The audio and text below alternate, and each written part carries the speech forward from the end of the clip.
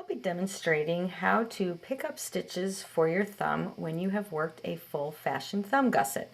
A full fashion thumb gusset is when we increase stitches to accommodate the area for the thumb, and then we leave an opening, and this is where we will pick up stitches.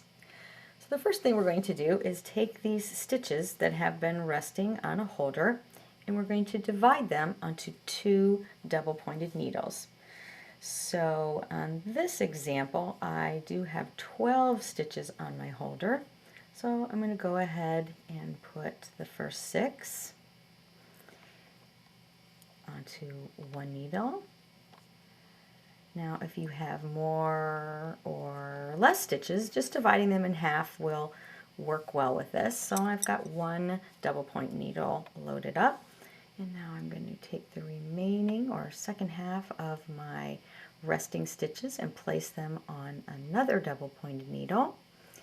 And this will be needle number 2.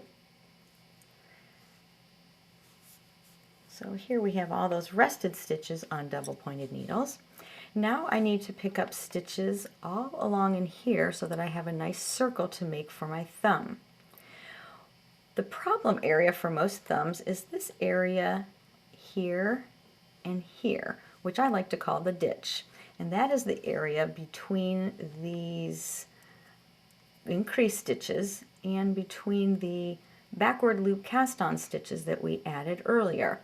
So I call this the ditch, and if we pick up a stitch in each ditch or on each side, and then on the first round that we then knit 2 together or decrease to take them away, you get a nice firm thumb, and it will take away that gap or hole problem that many knitters experience.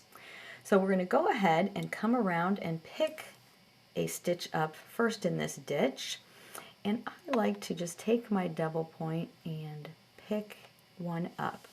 Now I prefer this little guy here, but everyone's knitting and tension is different, so just pick up one that looks right to you.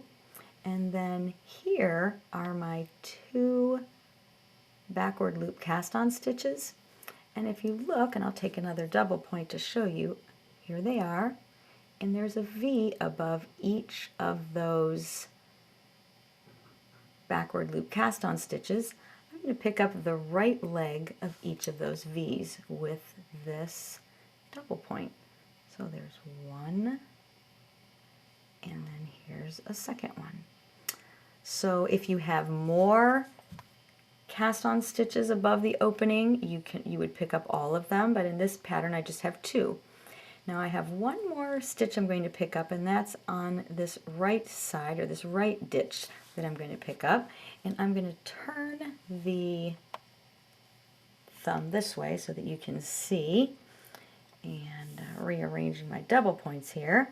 And again, you can pick up which bar or stitch seems to make the most sense to you, but I like to pick up this guy right here, and you can see that there's a bit of a gap right here, but on my first round I'm going to be knitting those 2 together, which will close that up and tighten that up. So here I have all of my stitches picked up, and I'm ready to knit in the round. Needle 1, needle 2, and this is needle 3. So I'm going to start at needle 1, and I'm going to join a new piece of yarn. And the little trick that I like to do is to leave an extra long tail, so that when I'm done with all of this hard work, if I still find that I have a little bit of a gap, I can take that long tail and go ahead and do just a little tightening up with my tail and a little help there. So now I'm just going to go ahead and knit the stitches on needle number 1. And you can see when you knit with double points, you are always emptying one needle onto another. And then you take your empty needle and go to my next double point.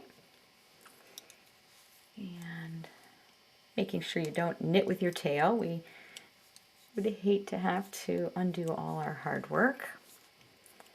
Oh, here I go. Now after I have knit all the stitches on needle 2.